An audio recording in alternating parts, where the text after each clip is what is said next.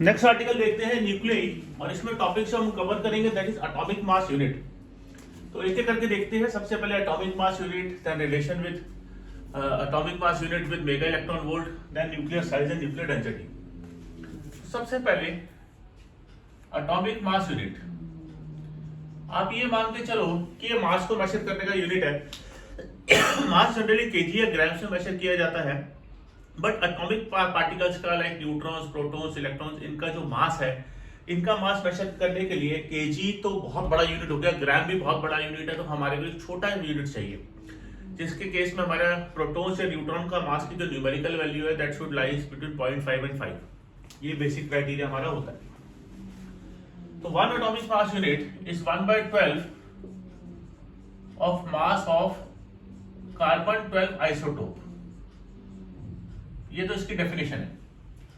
Isotope का हमने मास देखना है, तो मास ऑफ 6.023 into 10 की power 23 carbon 12 atoms is equal to 12 ग्राम। तो mass of 1 C12 atom is equal to 12 upon 6.023 into 10 की पावर 23 ग्राम्स। अभी क्या है कि 1 AMU that is equal to 1/12 of mass of 1 C12 atom या isotope, that is 12 upon 6.023 into 10 की power 23।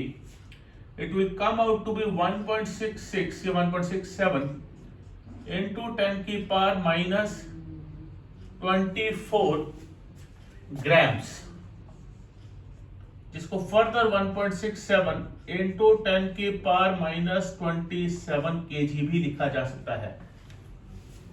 तो ये 1 AMU का कन्वर्जन हो गया।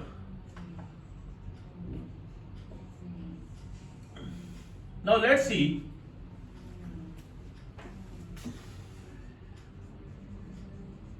relation between AMU and mega electron volt. Now let's see, when this much mass of nucleon, this much mass of nucleus gets converted into energy, how much energy it will release. So according to Einstein mass energy relation, E is equal to mc square. So energy release will be 1.67 into 10 की power minus 27. C is 3 into 10 की power 8 का square. This will be 1.67 into 9 10 की power 27 sorry minus 27 into 10 की power क्या आ जाता है 16।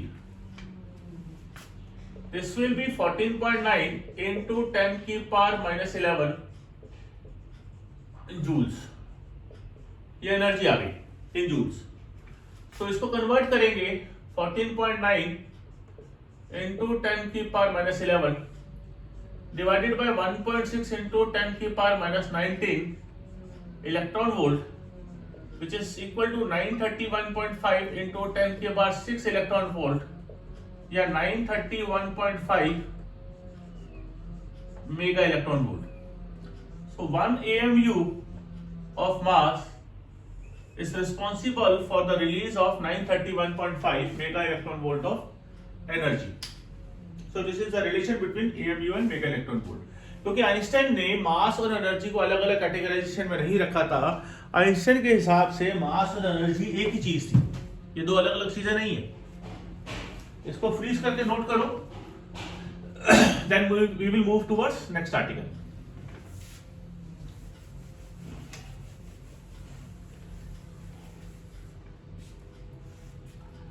Nuclear size की बात करूं तो एक चीज तो क्लियर है कि जितने न्यूक्लियस बढ़ाते जाओगे न्यूक्लियस का साइज उतना बढ़ता जाएगा। तो वॉल्यूम ऑफ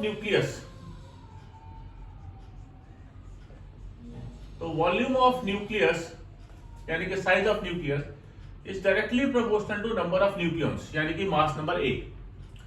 तो volume is 4/3 pi r cube is proportional to A, r cube is proportional to A, R is proportional to A की power 1/3 and R is equal to R naught A की power 1/3, where R naught is an empirical constant.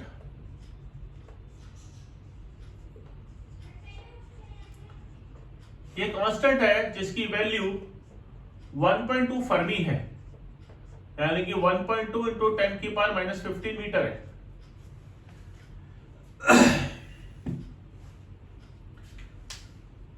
Further nucleus की density के बारे में अगर देखें,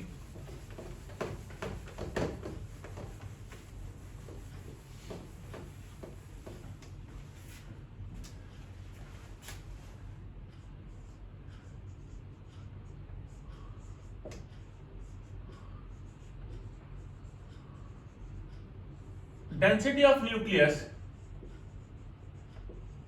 is equal to mass of nucleus divided by volume of nucleus. Mass of nucleus can be written as average mass per nucleon into total number of nucleons divided by volume of nucleus. Average mass per nucleon is A, 4/3 pi r cube, r is r naught A की power 1/3 का cube, so it comes out to be 3ma divided by 4 pi r naught का cube into A, तो density आ जाएगा 3m 4 pi r naught का cube. अब यहां से हमारे पास एक इंटरेस्टिंग फैक्ट आता है कि जो डेंसिटी है वो मास नंबर ए पे डिपेंडेंट ही नहीं है।